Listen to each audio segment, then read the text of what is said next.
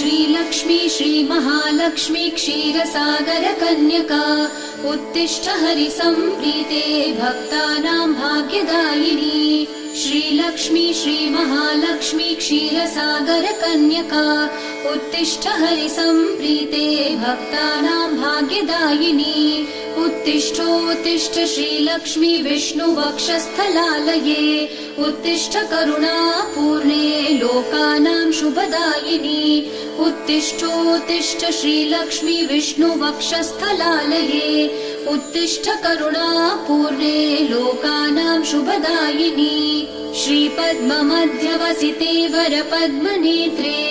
श्रीपद्महस्तचिरपूजित पद्मपादे श्रीपद्मजात जननी शुभपद्मवक्त्रे श्रीलक्ष्मी भक्तवरदे तव सुप्रभातम्।